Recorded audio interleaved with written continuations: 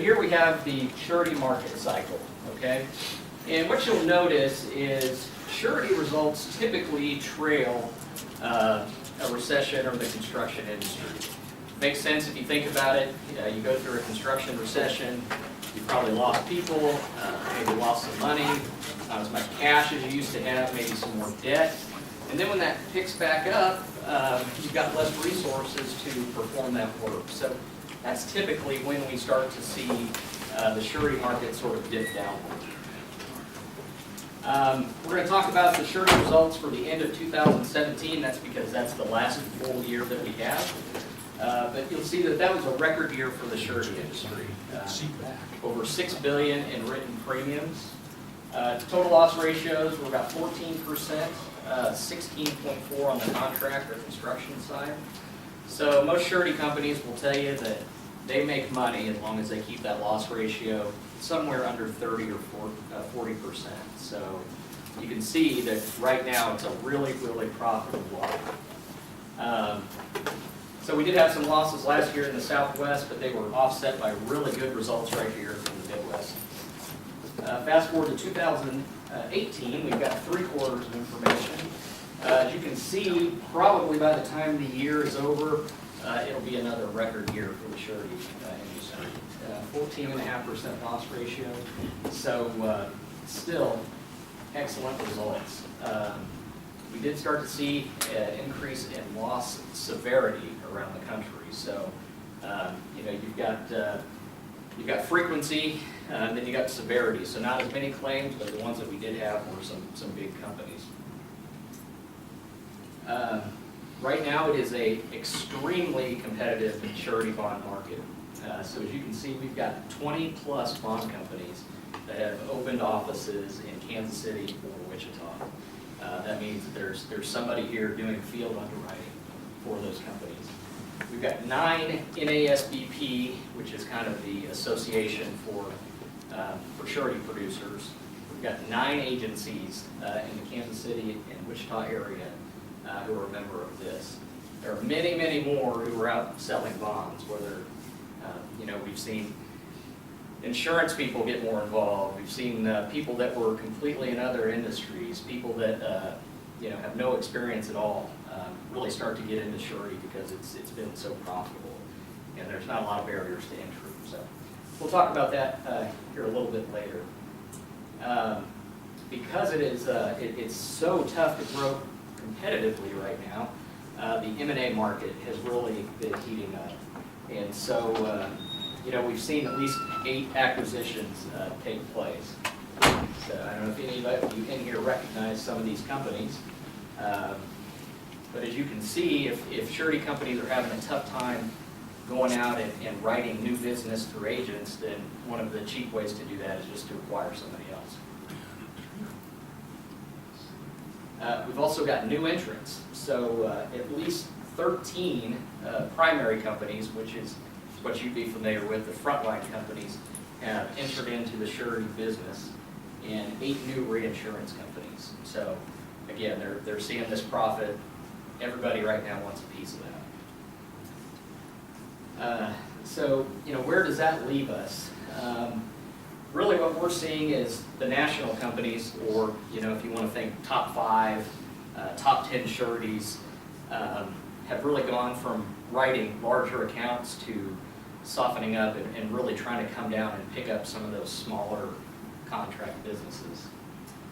We're seeing regional companies gain market share, and part of the reason is because often they have a little bit more flexibility to go in and do some things that the nationals are not willing to do. We're seeing, it says contract terms, but really right now, unfortunately for us, everything is in play. I mean, indemnity's in play, rates in play, capacity. This is a big one. So I would have told you several years back that, you know, to do a certain size of a bond program, you'd have to have an audit. We've seen that almost completely go away in this area. Now a review is pretty much substantial for most companies. We've seen where I would have told you again 5 years ago that nobody worth their salt would have accepted a compilation statement. Now we're seeing small programs put together for compilations. and even on internal statements, believe it or not. The other thing that's really changed is, I've actually seen bond companies willing to write $1 million bonds based off of a credit score alone. All these things just really point to being a very, very soft market. Almost every good account has a backup on it. So much is the case that we're even seeing some surety companies sort of refuse to be in a backup position. They just kind of view it as a waste of their time. As I mentioned, many sureties are relaxing their underwriting requirements. And here's something else. The SBA program will bond pretty much any contractor willing to complete the paperwork. So I would really push back. I know we got some generals in here. This is really an interesting program. I hate it, but if you have a pulse, you could probably figure out a way to. Whose papers are written on? So basically what the SBA does, good question, is they sort of act as a reinsurer. So there are a handful of different bond companies that get licensed with the SBA. And what they will do is, depending on the contractor, they will guarantee that if there's a loss, they will reimburse them between 80 and 90%, depending on if there's a set aside, a woman-owned business, veteran-owned business, and some of those things. What really makes the SBA interesting is if you can go out and get a bank line, they will count that like it's money sitting in your bank. And they will basically, they don't count equity at all. So what's really interesting is you could have a contractor that's got, let's say, $500,000 negative net worth. They look at that as there's zero. So what they allow them to do, let's say, is they can go out, open up $100,000 bank line, and they'll count that as working capital and get $1 million bond. Pretty unbelievable, really. So again, I would push back if I'm a general and a sub tells me they can't get a bond. They're either not willing to put in the work, they're in such terrible shape that you probably shouldn't be doing business with them, or they have a surety agent that doesn't know what they're doing. There's also some other options here that make just about anyone bondable. I mean, if they're willing to go through things like escrow, there are bond companies out there that will write literally anybody.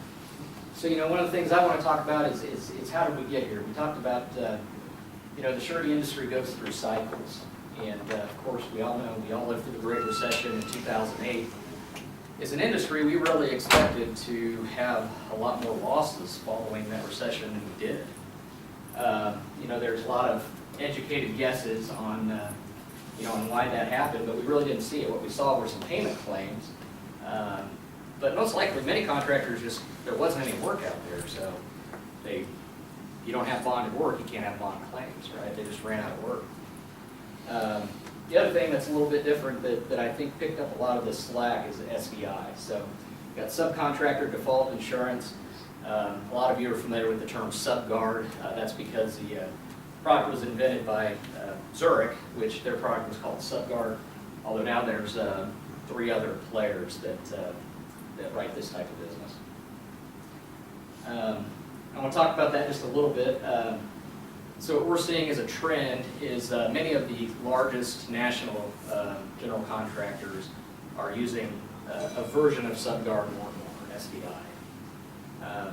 There's been a lot of losses in this line as well, so much so that some of the primary writers have significantly backed off of that portfolio.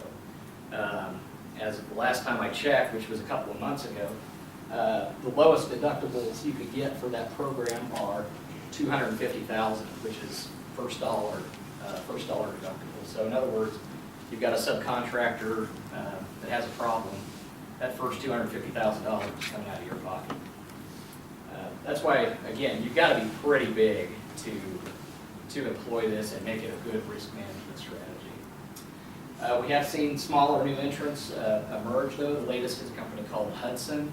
Not exactly sure what their terms are, but I would expect to see more and more if they feel like they can make money in Most of these programs are putting more emphasis on the GCs to do the pre-qualifications up front. A lot of times what they're doing is they're using the surety industry to do that. So they'll ask for a bid bond. If they can get one, they'll throw it into SubGuard. If they can't, guess what? We're going to make you figure out how to go out and get one. That's where it leads to more adverse selection being placed on the surety industry.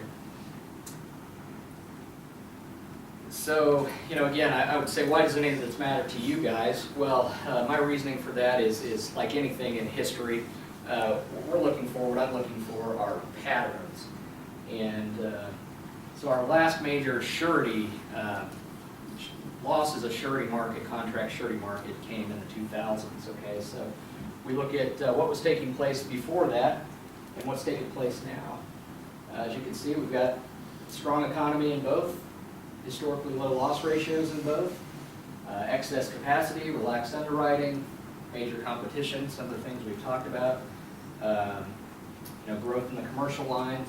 Really the only thing that's different now is this SDI. So what bears monitoring is, will this lead to another downturn in the surety industry, which will impact most of you guys because underwriting will get tougher, capacity will get pulled back, rates will increase, or will this subcontractor default insurance sort of step in and fill in that gap? So here we are back to this cycle. This is my educated guess on kind of where we are. I certainly don't think the party's over. I mean, the construction economy is really good. I think it's going to be good at least another year, probably more. But the reason we talk about these things is so you can start preparing if there is another, sort of another collapse, if you will.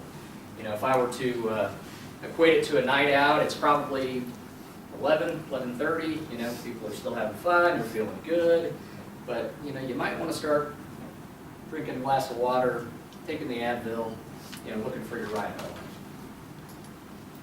home. The presentation, I promised we'd talk about some opportunities. I think there are still a lot of built up demand for projects out there. Everything I've read and seen, it just looks like there is just almost no chance for a construction recession in 2019.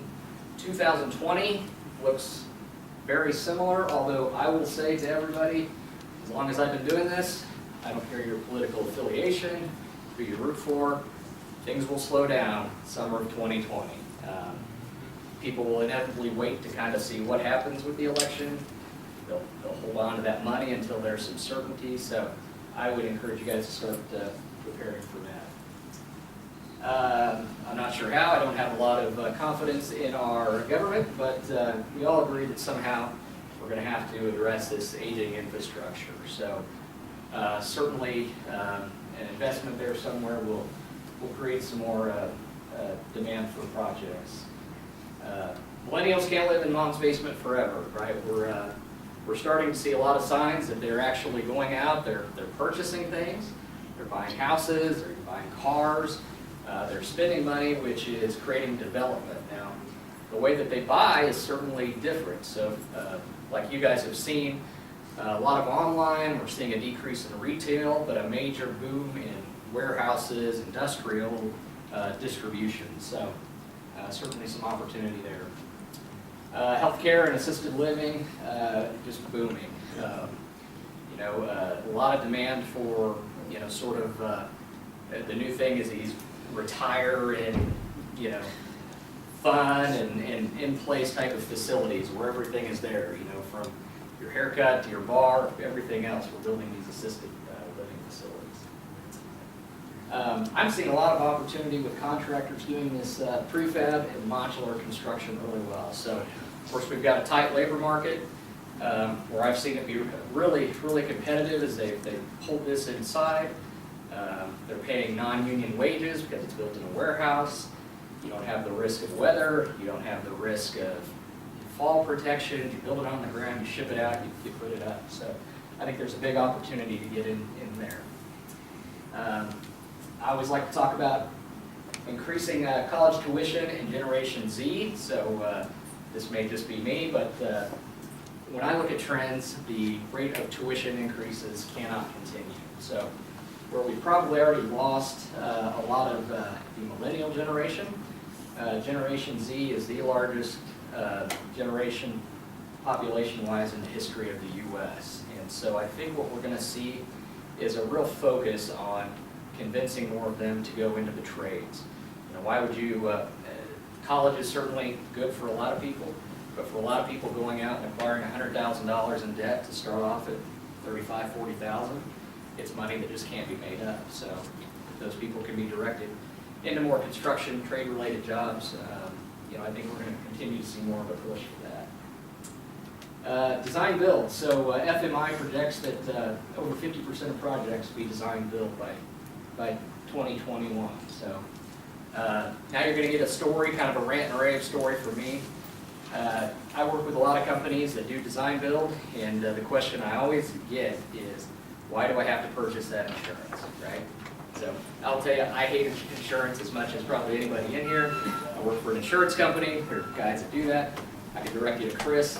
Not my forte. What I will say is your bond company is not typically going to allow you to push that back to the designer. And I'll give you a story for that. So we actually had a large highway contractor here years ago. Did a design-build highway project. And of course, our insurance people went in there every year, tried to sell him design-build insurance, had him sign off, he didn't want it. No, the architect has that, he's got plenty of coverage. So in the middle of the night, fortunately, on this project, I don't know if you guys have seen those great big retaining walls, but a 24-foot block blew out in the middle of the highway. There's so much water pressure got built up behind this block, it shot it out like a rocket. So, of course, the first thing we did, we turned the claim, which was $500,000, into the designer. Come to find out, that designer already had 2 claims on his policy. Limits were exhausted. So, of course, we tried to advocate on behalf of our clients. The GL carrier kicked in $100,000, even though there was no coverage. Our client wrote a $400,000 check. I'm sure some of you are very wealthy. $400,000 is not a fun check to write, regardless of how much money you have. Not only that, your bond company is going to wonder, what other risks are they dodging there? So, anyway, that's my soapbox. If you get into design build, buy the insurance. My goal is to protect your balance sheet. That's what it's there for. Also, just so you know, they typically surcharge the rates. So when you're bidding your projects, you're going to want to make sure you put that number in there. When you say design and build insurance, are you speaking of errors and omissions? Yeah, errors and omissions, professional liability. Again, I've heard the argument probably 100 times that we don't need it. We're not stamping the plans. We're hiring a designer to do that. People actually think that professional liability ends at that? Plenty do. You'd be surprised. Usually, even if, usually the limits are too small that we've seen. If there's ever a claim, you'll blow through $1 million like nobody's business. So, anyway. Major risks. So right now, we all know this, right? The labor market it's terrible. You know, according to AGC, more than 70% of contractors are reporting troubles filling positions. We've got a huge gap here. Construction openings are at an all-time high, and you know, unemployment is an all-time low. So we've got nobody to kind of fill in that gap. Again, not a political statement. Don't care which way you lean, but immigration policy, depending on where it goes, can certainly further that problem. So we're seeing, you know, there's nobody out there. Companies have needs. What do? They go try to poach from another company, which leads to wage increases, almost always. Tariffs, you know, I think the majority of this is behind us. Tariffs, trade war, that's kind of calmed down a little bit. Although, again, as of December, what we've seen year over year is a 9% increase in steel, 10% in paving, 5% in diesel, 3% in gypsum, and lumber's actually declined a little bit. That's partly because it was a record high last year. So again, how will this impact my bonding? You know, one of the things I would challenge all of you to look at is its costs continue to go up. Your surety program is almost always based off of a multiple of working capital net worth and your backlog. Depending on the bond company, it's either going to be cost complete or left to bill. But as these costs increase, the money you're going to need to bond those projects is going to increase as well. So again, it's a really good time right now while the economy is good to take those profits and build up that balance sheet. More major risks. So, these are kind of some things I'm seeing in the marketplace out there. Don't get behind on your payments. We've seen more and more owner termination for convenience, which almost always leaves our contractor in a bind. Actually, I don't know if any of you read this, Construction Dive came out a week or two ago and profiled some of the largest contractor bankruptcies for last year. And two of them, two very large companies, were tied to unreceivables. So in other words, they did a bunch of work for an owner, and they didn't get paid from that owner. So, the thing to remember is, just don't get too far out in front of your work. Of course, this is always an ongoing issue. Pay if, pay when clauses. Starting to see pay if pop up more and more. I know a lot of contractors don't understand the difference. Make sure you do, because it's a big one. Again, we brought up this point before. As SDI tightens up, we're going to see more and more risks probably go to the bond companies. Those that are not good risk will come to the bond companies. That could impact the industry as a whole. Opioids, of course, if this has kind of been discussed in Congress a little bit, but if they really decide to crack down, construction labor is number one on that list. That could really continue to impact the labor market. Borrowing costs, as interest rates go up, obviously it could impact what developers are willing to do, and also if you're into your bank line, will impact you personally. What do you see, Ben, from the banking industry? Are they still pretty freely writing lines of credit? Good question. We're going to talk about that a little bit. Right now, yes, although I will tell you, and I'll tell you a story here in a little bit, banks have put at least 4 of my customers out of business. And that's because whether it's an acquisition by another bank or a change in underwriting, something happened where basically we had a customer that was out on their line, the bank called it, contractor couldn't pay, and ultimately I put them down. So, but good question. I'll discuss that a bit more in a second. I put this as a major risk, could be a major opportunity. We've got these public-private partnerships.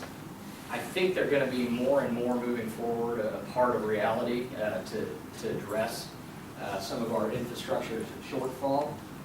But I will tell you, we've seen them go both ways. They've been great, and they have been terrible. And if you kind of follow the path of these around the country, I would say the most important thing you can do is make sure the financing is there, right? Even if you're not the contractor that is tied into the revenue piece of that, a lot of times what happens is there'll be a consortium, they'll find a prime, the prime will sub most of this out, and I can tell you that these revenue projections are always very sunny, right? They always have kind of the best case scenario, but people have been very, very good at figuring out a way to dodge toll roads, or in university situations, enrollment is not what they projected. Water use is not what it's projected. So anyway, I'm not telling you to stay away from them. I think the industry is inevitably going to kind of move toward this, but work with your attorney, your bond guy. Really make sure you know what you're getting into before you sign up for one of these things. These are kind of my observations on just our book in general. Doesn't necessarily mean that it's the whole industry, although I will say that we work this region. We've got national accounts and probably kind of a 6-hour radius around Kansas City. So I think we've got a pretty good pulse on this market. you know, again, right now, most accounts are profitable. So again, I keep kind of coming back, if they're not, what's the underlying problem? You know, your bond company's really going to dig into that because it certainly seems like the work is there. Be wary of any subs and suppliers who say they can't get bonding. Again, they're bankrupt, they've got a bad bond guy, or they're not trying. I have a contractor that, unbeknownst to us, this is a very profitable general contractor client of ours. They had an electrical sub with a low bid, a very low bid. They decided to use him. They thought they were doing their due diligence. They pulled him aside. They talked to him. He said he was having some trouble. They said, "Don't worry, we'll just joint check everything." So, long story short, a couple weeks into the project, unbeknownst to them, he had a federal tax lien. Government came in, shut him down. Of course, they went to the next electrical, who was significantly higher, cost them their profit, plus quite a bit more for the year. So, again, watch these things. We're seeing subcontractors start to have some problems. We're starting to see some accounts be overstretched. Even good accounts, we're seeing the margins out there with competition are painfully thin. So what a lot of contractors are trying to do is make it up in volume, which I'm telling you not to do it, it increases more risk in general. Another one, we're seeing the federal government really crack down on set-aside work. So if you consider even getting into business with a contractor that maybe has one of those set-aside designations, you really need to do your due diligence. Right now there's a case in the courts that's pending. We don't know the outcome yet, but basically the government is saying that not only the set-aside contractor is at fault, but the contractor working with them, the surety agent, and the bond company, and that all these parties should have known that this was basically a sham entity. So that legislation will certainly affect our industry, and if you do get involved in those situations, you're going to see your bond underwriter really start to dig in and make sure that it's a legitimate operation. Takeaways. I want you to get something out of this. Again, I hope I don't come across as this being bad news. I really think that overall the construction economy is pretty good. I always think that more than a year out is really an educated guess, right? None of us really know what's going to happen. Although, again, I would bet anyone in here dinner that we will see a slowdown coming into the election year. Of course, monitoring and protecting cash flow, really important. 6 months to a year out. When contractors go out of business, it's because they run out of cash. So, typically contractors fail when they have too much work. So I'd encourage everyone to kind of especially monitor their subs. As I said earlier, bond market, very soft, capacity is plentiful. Take advantage of this. Build up your balance sheets, build up your cash, pay off debt. Make sure you're ready for those rainy days. Kind of the same thing with succession planning. Of course, that's a hot button topic for everybody right now. I'm working with our customers that are even thinking about it. And the reason for that is because I could discuss 15 different ways to transition your company with you, but none of them work if you're not profitable. So if that's even on the horizon, let's talk about it now while the economy's good and while profits are coming in. If you wait to do that till times are bad, it gets much more difficult. I'd say watch equipment purchases. Back in 2010, I was meeting with all these contractors, and I've probably heard the story 100 times. And, we've learned our lesson, and no longer are we buying equipment. Now we're leasing it or renting it because we can give it back if we don't have the work. That is completely flipped. It's amazing how fast we forget, right? So what I'm seeing now with our customers is everybody's got yellow fever again. They can take advantage of that 179 deduction and 0% interest, and let's stock that yard back up. So I just tell you to watch that. If things go south, it's really tough to get rid of equipment. These are just kind of my rants and raves that I always like to finish with, depending on whatever's on my mind. But you don't take anything else out of this presentation, I hope you remember this one.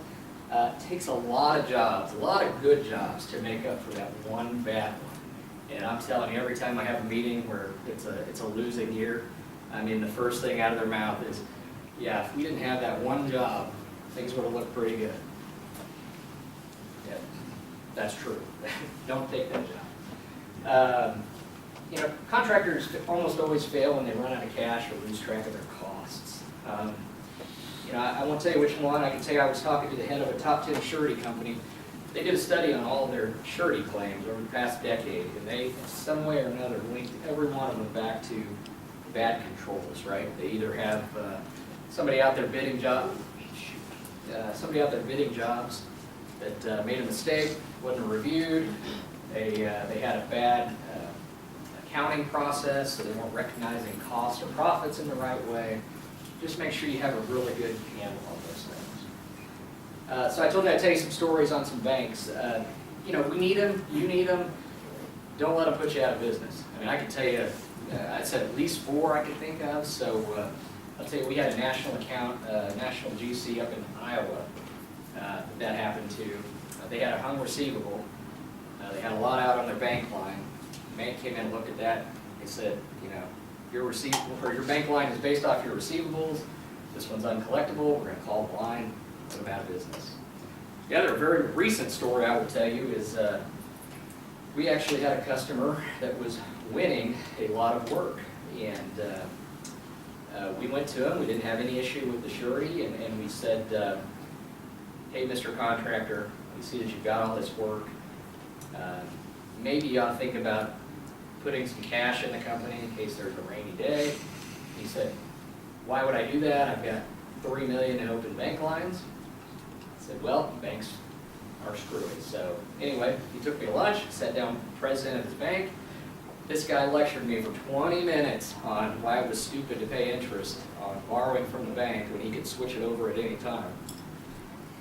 This year, had a problem on one of his jobs, needed some cash.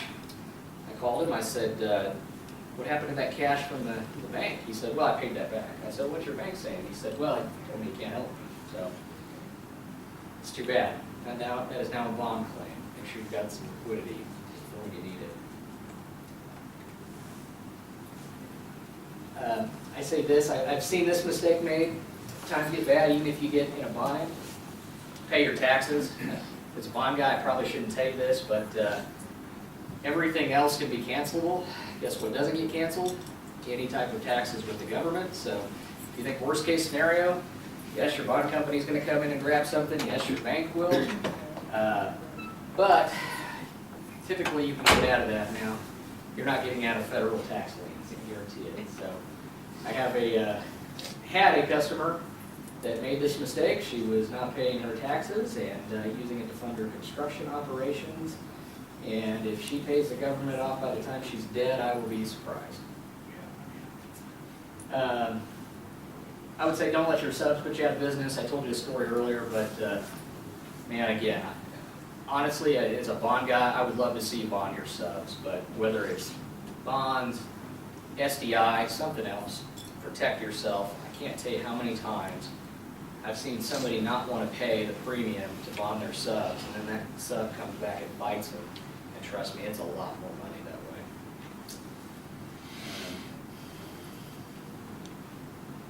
way. Again, CPAs are so important to what we do.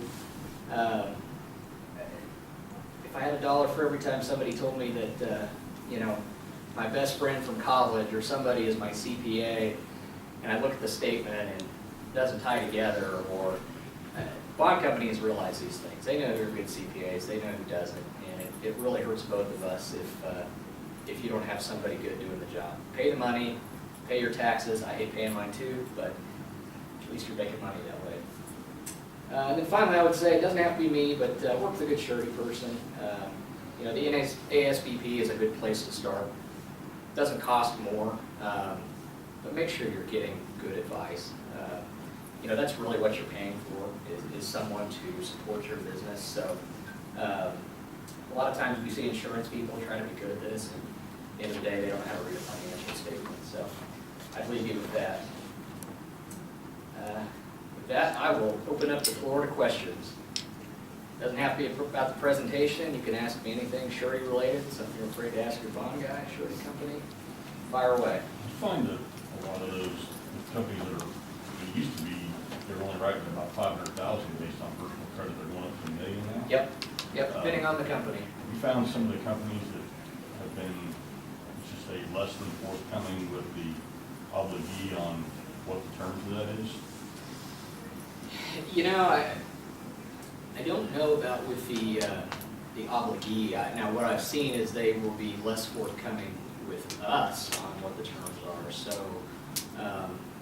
you know, if you look at those applications, they all typically look the same, and they'll ask you about other work you have. Do you have any other surety bonds outstanding? Do you have any bond claims? And, you know, we're kind of at the mercy, especially if it's not an account that we know, of what they answer on that. And so I have seen some that have had significant bonded liability somewhere else, and then they come to us, check no on the box, we run credit, issue the bond, and, you know, all of a sudden now you've got a, you know, $750,000 bond out, and they already had $4 million over there somewhere, and, you know, you really didn't know, so. What kind of lines are people getting without lines? Oh boy, I could ask some of our surety underwriters in the room, but it's grown. So I would say, you know, it used to be right at about 25 million you needed an audit. I would say it's significantly more than that now. That doesn't mean that we have customers that don't still get audits. I think there's a lot of value to the construction company, even if it costs money to get an audit. They just go through a lot more verification and checks to get a review. But that's part of the softening industry. And so you can't blame the underwriters for that. Again, what we showed is we've got a lot of new entrants. So they're faced with the decision of, do we want to lose a really nice account because somebody went in there and said, hey, I can save you money by getting you a program on a review versus an audit. You know, that's a tough decision. So but that's where we're at. Whenever a bonding company sends me over a sheet asking for, you know, status on the subcontractor, does it relieve them of any obligation or liability to pay on a bond if I sign any of that paperwork? No, they're trying to figure out what's left on their liability, or close the job out. But no, you're not giving up any of your rights. My name is Ben Williams. I am the Director of Surety Operations for the Miller Group. If you like what you've seen today, feel free to reach out to me anytime at 816-405-1935 or by email at benw@millercares.com. Thank you.